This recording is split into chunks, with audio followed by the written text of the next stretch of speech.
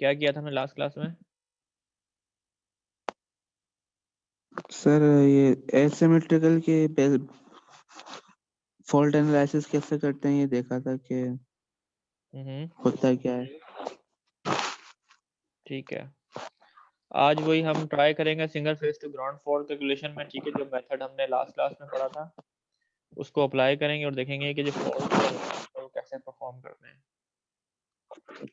सबसे पहले तो यहाँ पे ये चीज़ थोड़ी डिस्कस कर लेंगे। जो एसिमेट्रिकल शॉर्ट सर्किट करंट जो है वो ये 5 किस्म के होते हैं। ठीक है, जिसमें सबसे पहले single pole to earth fault है और फेज टू अर्थ फॉल्ट, ठीक है, जिसे कहते हैं। दूसरा इसमें है फेस टू फेस फॉल्ट। तीसरा इसमें phase to phase fault with earth है। और चौथा है earth fault, fault to earth जिसे कह लें, या double line to ground fault जिसे कह सकते हैं, वो भी फॉल्ट में आता है। अच्छा, इसमें ये चीज़ थोड़ी सी डेफिनेशन है इनकी, क्या मतलब है इनका कि these types of short circuit belongs to the category of transverse और पैरेलल फॉल्ट। मतलब इसमें से ये जो फॉल्ट है ये पैरेलल टू द सर्किट कहते हैं इसको। और जो आपके पास सिंगल पोल और टू पोल लाइंस इंटरप्शन आती है, इंटरप्शन से मुराद जो सर्किट ब्रेकर ओपन हो जाए। फर्क आपको समझ आ रहा है दोनों में? एक तो ये है कि एक ये सर्किट है आपके पास और fault in three phase circuit या सिंगल फेज टू सर्किट पे आ रहा है, तो this is called a parallel fault condition. ठीक है, और एक है जो जिसमें वायर ब्रेक हो जाती है, for example something like this, इसमें वायर ब्रेक ओपन होना। ठीक है, तो इसको ये बेसिकली जो फॉल्ट होता है सिंगल पोल या two pole line interruption belongs to the category of series fault में आ जाएगा। ठीक है, बात क्लियर है? सही है। If the fault in the grid appears only at one location, we call it single phase fault या single fault जिसे कह लें, single phase नहीं सॉरी single fault है। And if it's appear at two or more location, it is called multiple faults or simultaneous faults. अच्छा, different methods होते हैं simultaneous solve करने के लिए, वो हम बाद में देखेंगे। If they are fault in impedance, अगर इस फॉल्ट में इम्पीडेंस है in the circuit, then we speak about a fault. And if the fault impedance are zero, then it is called a short circuit. तो ये थोड़ी सी definition की term में है कि फॉर एग्जांपल अगर आपके पास ये थ्री फेज आ रहे हैं, तो सिंगल फेज पे अगर आपके पास they are some sort of resistance over here, ठीक है, तो इसको हम कहेंगे फॉल्ट आ गया।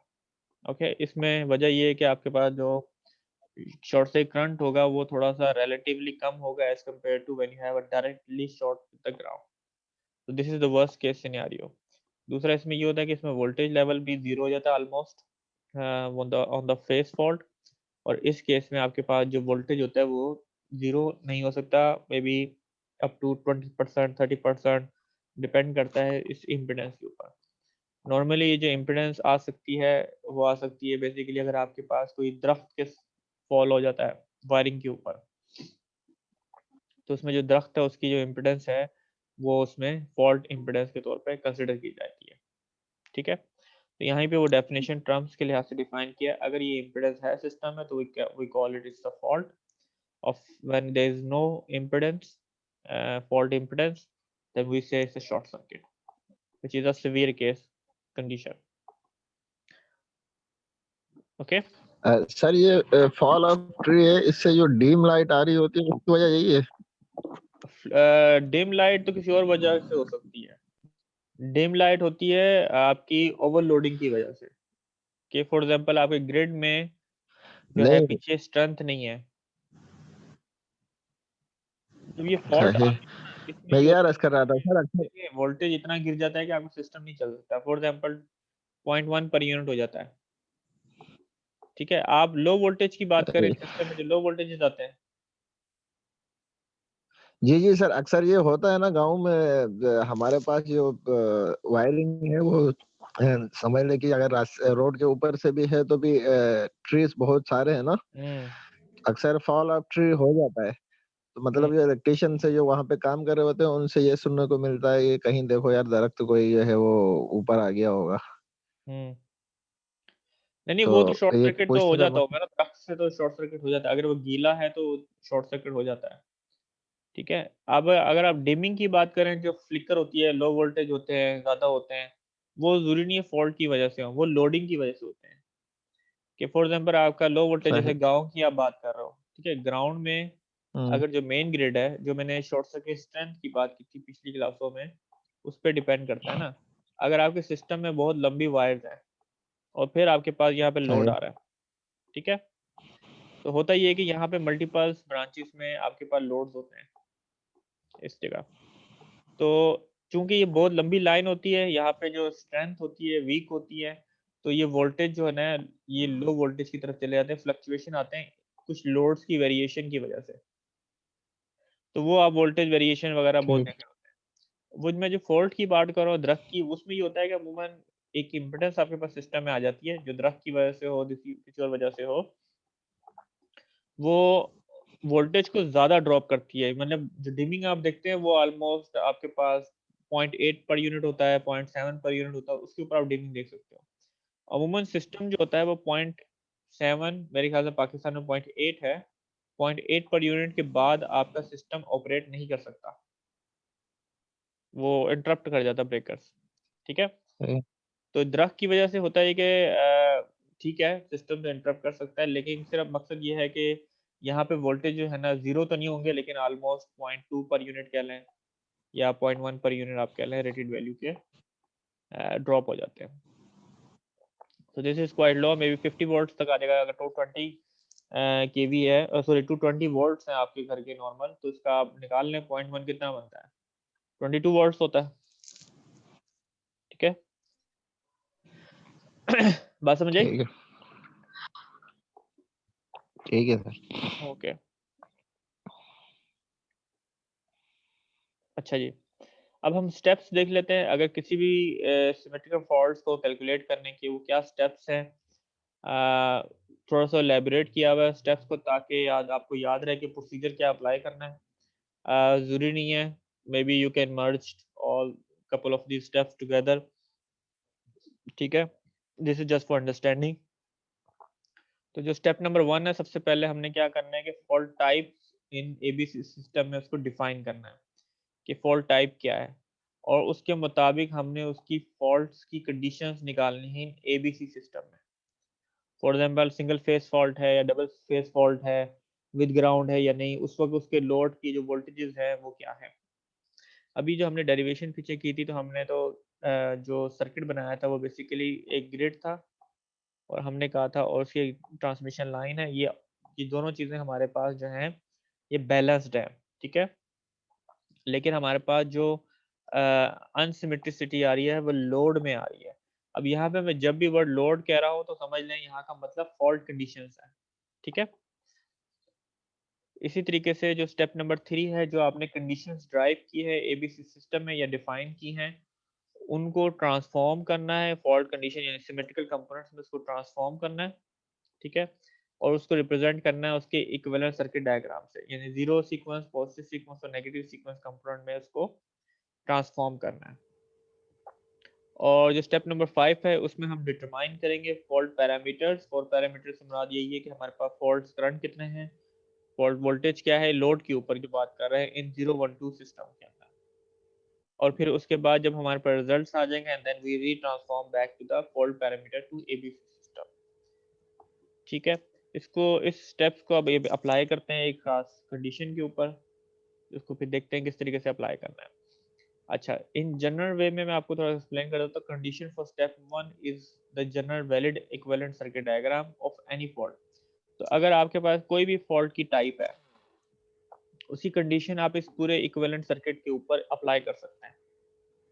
इस सिस्टम को इस तरीके से देख लें कि हमारे पास 3 फेजेस हैं, और ईच फेजेस जो है वो आपस में शॉर्ट सर्किट हो रहा है। उनकी जो इम्पिडेंसेस हैं ZFC, फेज सी के साथ, फेज बी के साथ एंड फेज ए के साथ, and all together they are getting short circuit with the phase with the ground, यानी कि FM के साथ एब्रीवेट किया। यहाँ पे जो वोल्टेजेस और करंट हैं, इनको आप कंसिडर कर लें ड्यूरिंग द फेज कंडीशन में। तो फेज फॉल्ट कंडीशन में, आपके पास वोल्टेजेस क्या होंगे, करंट क्या होंगे in phase A, same phase B and phase C. In case there is no fault, तो ये तमाम इम्पिडेंसेस हैं, they all are consider as infinity. Okay, so this means कि ये इम्पीडेंस जो है ओपन सर्किट है, यहाँ पे नेटवर्क आपका नॉर्मल है, there is no fault in the system. तो this is for the understanding how you apply. तो जितनी भी फॉल्ट होगी आप इस सर्किट के ऊपर अप्लाई करके देखेंगे, ठीक है। तो desire fault can be done by an appropriate value assignment for the fault impedance. तो ये फॉल्ट के मुताबिक हम इसकी कंडीशंस को यहाँ पे अप्लाई करेंगे। सो फॉर एग्जांपल हम यहाँ कैलकुलेट कर रहे हैं single pole to earth fault in phase A, this is our target, ठीक है।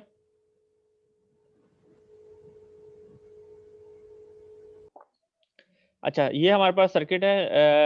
प्रॉब्लम समझ आ रही है हम क्या करने लगे? हमारे पास ये सर्किट है, सिस्टम है, इसमें हमारे पास फॉल्ट ए में फॉल्ट आया है, ठीक है।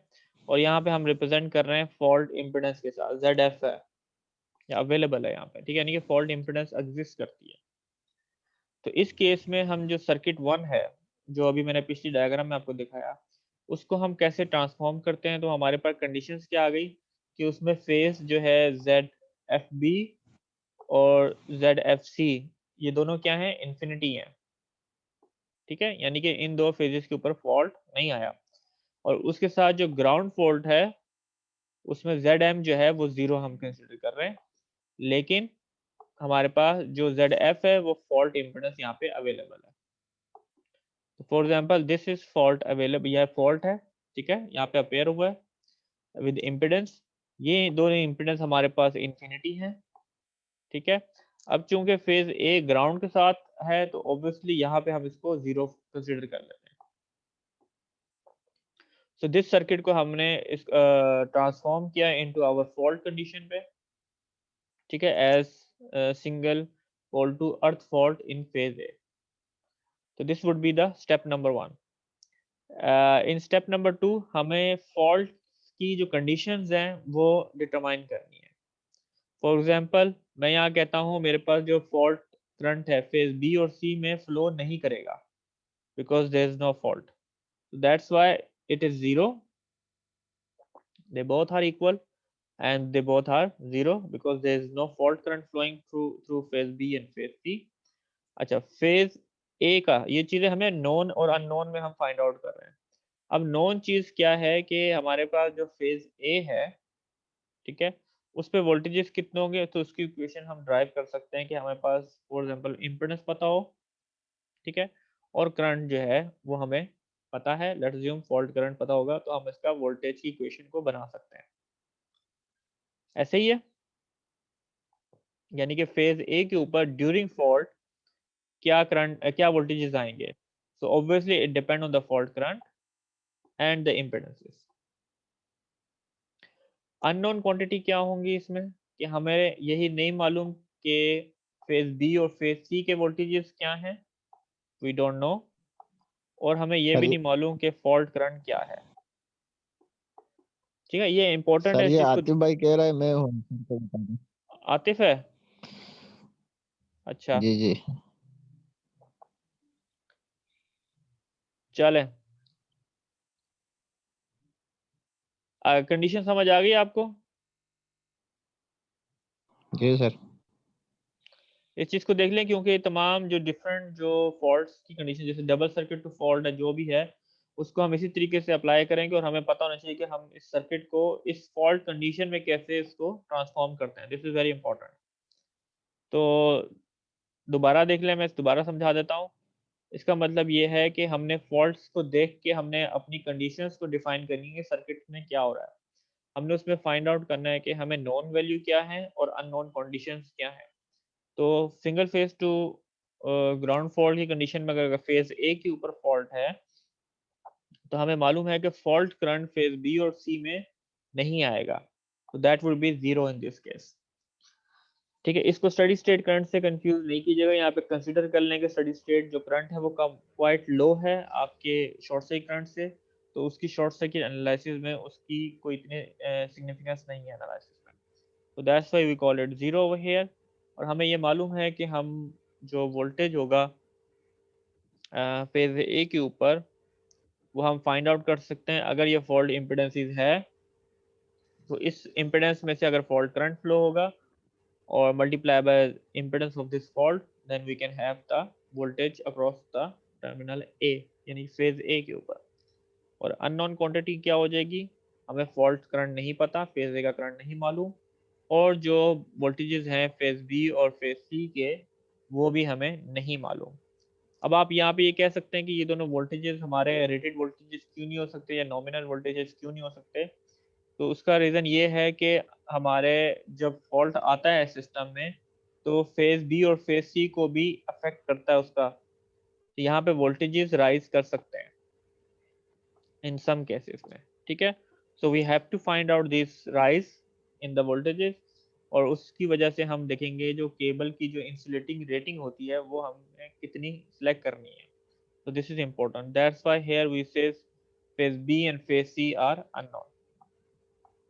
चले जो now this is step 2. So the step 3 में आपके पास क्या है, आपने जो fault condition ड्राइव की हैं उसको ट्रांसफॉर्म करना है into 012 सीक्वेंस सिस्टम में या सिमेट्रिकल सिस्टम में ट्रांसफॉर्म करेंगे।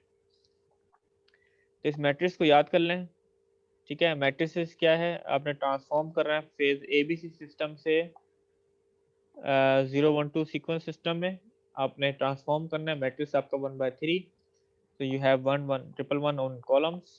पहला आपका जीरो सीक्वेंस है, फिर आपके पास पॉजिटिव सीक्वेंस है, and then you have a negative sequence system. Okay, तो इसमें हम जो करंट है फेज ए में तो फ्लो होगा फॉल्ट करंट, लेकिन फेज बी में और फेज सी में जीरो होंगे दोनों। तो इस तरीके से अगर मैं इक्वेशंस को सॉल्व करूं तो मुझे क्या पता चल रहा है कि आई नॉट, I1 और I2 बराबर होंगे, और which will be equal to 1/3 of the phase current A, ठीक है। हमने सिर्फ इस इक्वेशन को ड्राइव किया है इस मैट्रिक्स के जरिए से। बात समझ आ गई? जी। ओके, इसी तरीके से हम वोल्टेज की कंडीशंस को ट्रांसफॉर्म करेंगे। तो हमें यहाँ पे फेज जो ए बी सिस्टम में हमें कंडीशन क्या मालूम है कि फेज ए जो होगा उसका वोल्टेज होगा ZF times IA, and phase B और phase C are unknown.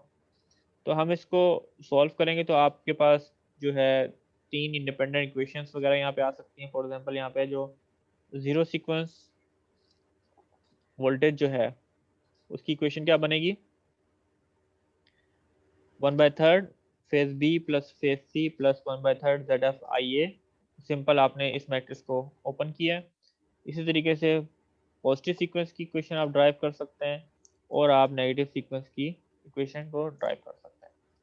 Alright, now उसके बाद हमने एक चीज करके देखी है कि अगर हम तीनों सर्किट्स को सीरीज में लगा दें तो हमने एट द एंड जो स्टेप नंबर 4 है उसमें हमने ड्राइव करना है इक्विवेलेंट सर्किट, जिसको हम सॉल्व करेंगे एट द एंड।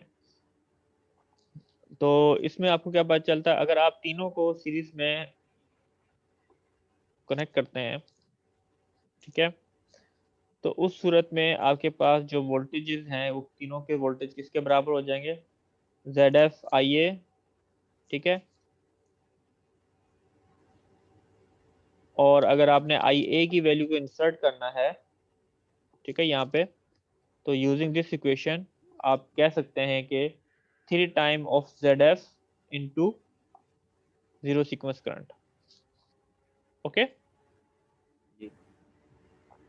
अब आपके पास दो इक्वेशंस आपके पास ड्राइव हो चुकी हैं, इक्वेशन करंट की है और इक्वेशन वोल्टेज की है। इन दोनों इक्वेशंस को देखें और मुझे बताएं कि जो सिमेट्रिकल कंपोनेंट्स है सिस्टम है उसमें हम तीनों सर्किट्स को किस तरीके से कनेक्ट करें। आपको शायद मालूम हो, मैंने जब सिमेट्रिकल सिस्टम जब उसकी कंडीशंस को अप्लाई किया था इस ट्रांसफॉर्मेशन के ऊपर, तो हमने कहा था हमारे पास 3 इंडिपेंडेंट सर्किट्स आ रहे हैं। एक तो जीरो सीक्वेंस है, ठीक है, और एक आपका पॉजिटिव सीक्वेंस है, समथिंग लाइक दिस,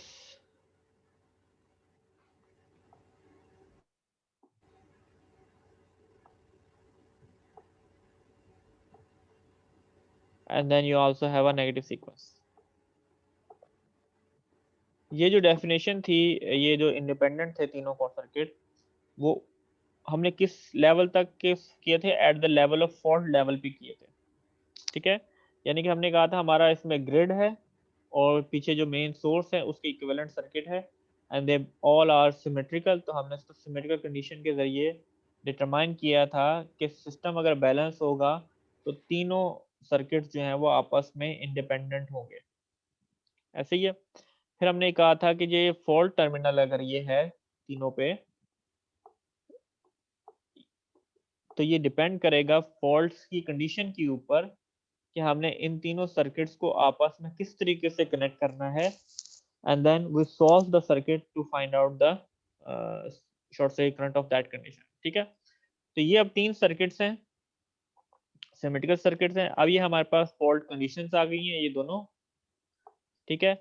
इनको देख के हमने इन सर्किट्स को आपस में कैसे जो है कनेक्ट करें, सो दैट कि आपकी जो single phase two ground fault है उसको हम मॉडल कर सके।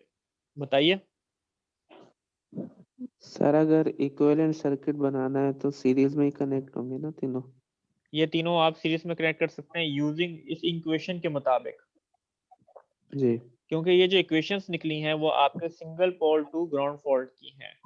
You have to decide the condition or connect the circuit according to your fault, ठीक है। ये तीनों सीरीज में लगेंगे क्योंकि आपके पास क्या है, सीरीज में आपके पास करंट जो होता है सेम होता है, सेम, ठीक है। और जो सीरीज के में आपके पास जो वोल्टेजेस हैं वो आप उनको ऐड अप कर सकते हैं, तो आपके पास ये दोनों इक्वेशंस जो हैं वो वैलिड हो जाती है, ठीक है। चलें ये देखें, अब वही चीज यहाँ पे की हुई है। ये this is step number 4 to fulfil current and voltage equation the equivalent circuit diagram of the component system have to be connected in series. तो सीरीज में अगर आप ये देखें, ये आपके पास, इसको इस तरह इमेजिन करें, ये वाला पॉइंट आपका नेटवर्क है, ग्रिड है, ठीक है। और ये आपके पास फॉल्ट्स हैं सारे। तो फॉल्ट्स की जो वोल्टेज है, ये फॉल्ट वोल्टेजेस आते हैं टर्मिनल के ऊपर, तो ये आपके पास ग्रिड टर्मिनल है, ग्रिड वोल्टेजेस है। तो इस सीरीज में आपके पास जीरो सीक्वेंस वोल्टेज है, नेगेटिव सीक्वेंस वोल्टेज है, और पॉजिटिव सीक्वेंस और नेगेटिव सीक्वेंस। तो इसमें आप इन तीनों को अगर सीरीज में कनेक्ट करेंगे तो तीनों करंट, ये तीनों करंट आपस में बराबर हो जाएंगे, ठीक है। और यहाँ पे वो कंडीशन यहाँ लिखी, और इनका वोल्टेज है वो इन तीनों का सम आ जाएगा। तो उस सूरत में आपके पास जो फॉल्ट इम्पिडेंस होगी वो 3 टाइम्स हो जाएगी जो एक्चुअल फॉल्ट इम्पिडेंस आएगी, ओके। यानी कि उसका अफेक्ट की बात कर रहे हैं, और इस फॉल्ट में से जो करंट फ्लो होगा that would be zero sequence current, ठीक है। So now we can solve this equation. Circuit, इस सर्किट को सॉल्व कर सकते हैं। सप्लाई वोल्टेज हमें मालूम है, ये सारी ग्रिड की इक्विवेलेंट इंपेडेंस होंगी, Thevenin impedance, and then we can solve all this circuit. तो अभी सिर्फ इक्वेशन के तौर पे, डेरिवेशन के तौर पे सॉल्व किया गया इसमें। तो यहाँ पे ये बताया गया है नेक्स्ट स्टेप में आपके पास कि 0 Z0 and Z1 are the symmetrical impedance between supply and fault condition. Then obviously हमारे पास यहाँ पे एक और कंडीशन भी है कि जो आपके पास पॉजिटिव सीक्वेंस इंपेडेंस है वो बराबर है नेगेटिव सीक्वेंस इंपेडेंस के। और स्टेप नंबर 5 में क्या करना है आपने, the fault parameters can easily be stated by mean of the figure, जो हमने डायग्राम निकाली उससे हम इसको ड्राइव कर सकते हैं। तो आई नोट की वैल्यू क्या निकल आएगी आपके पास, फेज जो सप्लाई वोल्टेज और फिर इन तीनों इंपेडेंस का सम।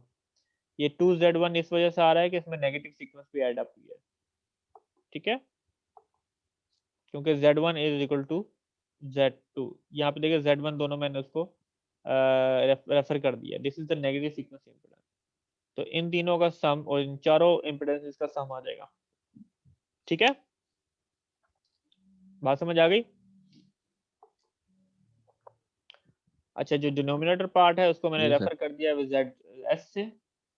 अब आपने जीरो सीक्वेंस वोल्टेज कैलकुलेट करना है, तो उसकी इक्वेशन क्या बनेगी, minus Z0 I0, minus sign इस वजह से करंट की डायरेक्शन को देखते हुए किया, ओके। कैसे पता चल जाएगा करंट की डायरेक्शन, समझा देता हूँ एक दफा। ये वोल्टेज यहाँ पे है, ठीक है। तो अगर आप निकालें इसके अक्रॉस वोल्टेज, कैसे निकलेगा? दिस वोल्टेज, ये यूं कह लें कि ये जो वोल्टेज है, यहाँ पे वोल्टेज 0 है तकरीबन, ये ग्राउंड इसको कंसीडर करें, this is the ground for the zero sequence system, ठीक है। This is the ground for positive sequence system and this is the ground for negative sequence system. तो यू नॉट क्या है? जब इसके अक्रॉस वोल्टेज है, for example U ground कह लो, U naught naught minus U zero divided by Z0 equal to I naught, ठीक है। From the zero sequence perspective this voltage is 0, तो ये माइनस साइन इस वजह से आ रहा है, तो ये आपके पास बन जाएगा U naught is equal to minus I naught और Z नॉट के, ओके। इसी तरीके से अगर आप I1 निकालेंगे तो आपका U phase voltage minus U1 होगा और डिवाइडेड बाय Z1 आ जाएगा, और I1 is equal to positive sequence current के, ठीक है। अच्छा, इसी तरीके से ये किया हुआ है, वही चीज यहाँ पे मैंने अभी आपको एक्सप्लेन कर दी। पॉजिटिव सीक्वेंस कैसे बनेगा? Supply voltage minus Z1 into I1, और नेगेटिव सीक्वेंस वोल्टेज भी इसी तरीके से कैलकुलेट होगा जैसे जीरो सीक्वेंस कैलकुलेट किया। Then you have now these three equations, okay. इसका सिंपल सिंप्लीफाई कर लें, यानी कि I नॉट, I1 और I2 they all are equal, ठीक है। और I1 की वैल्यू आपके पास ये है, you have find it out here, और उसको आप सिंपल इसको इंसर्ट कर सकते हैं।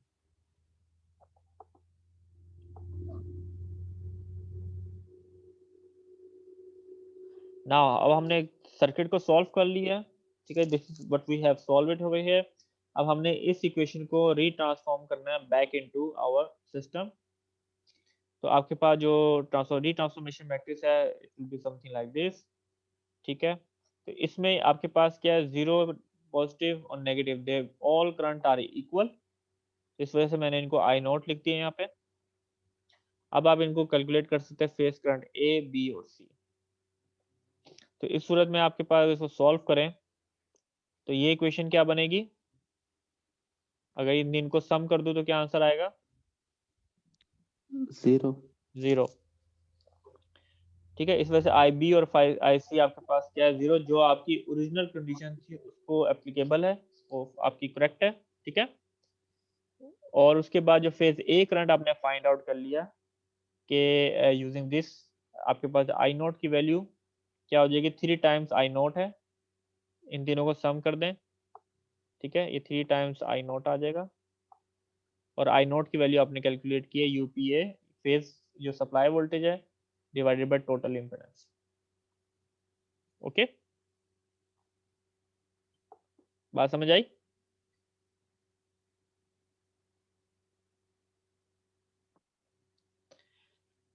इसी तरीके से आपने ट्रांसफॉर्म करना है वोल्टेजेस को।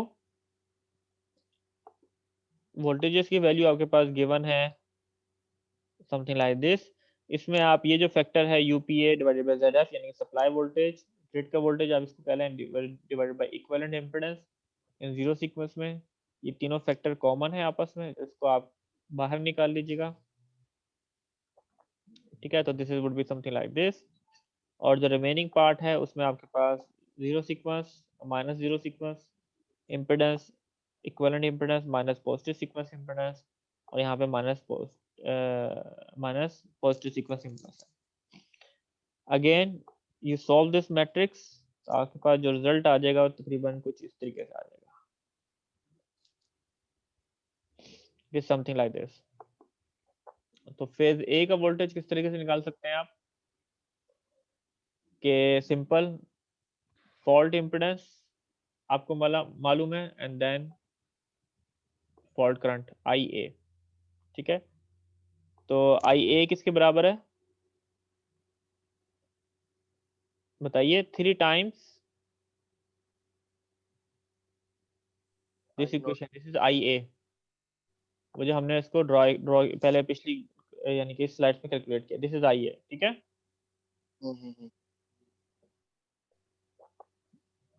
तो अगेन वी हैव वैलिडेट कि हमारे पास जो कंडीशन हमने स्टेप नंबर 2 पे डिसाइड की थी कि वो उसके मुताबिक रिजल्ट आ रहा है कि नहीं आ रहा, so we have validated that one. Now we can calculate phase B and phase C by solving this equation. It's the same thing. ठीक है? So this is how we can determine the phase B or A value. Step समझ आ गए आपको? जी sir. अच्छा, ये equation है तकरीबन generalize equation लिखी है, अगर आप न्यूमेरिकली सॉल्व कर रहे हैं तो आपके पास ये वैल्यूज आएंगी, तो आप इसको इस डायरेक्टली कैलकुलेट कर सकते हैं फेज बी और फेज सी के वैल्यूज क्या होंगे। ओके अच्छा, अब इसमें थोड़ा सा देख लेते हैं इसकी फेजर डायग्राम। जी एक मिनट, लास्ट स्लाइड पे चलिएगा। लास्ट एक और देखिए, नीचे ये मैट्रिक्स है, ये जो ये ट्रांसफॉर्मेशन मैट्रिक्स है ना, ये माइनस जेड नॉट जेड है। ये वाला। अच्छा, यस, ये मैट्रिक्स है ना, कॉलम मैट्रिक्स है। सही है, सही है, ठीक है।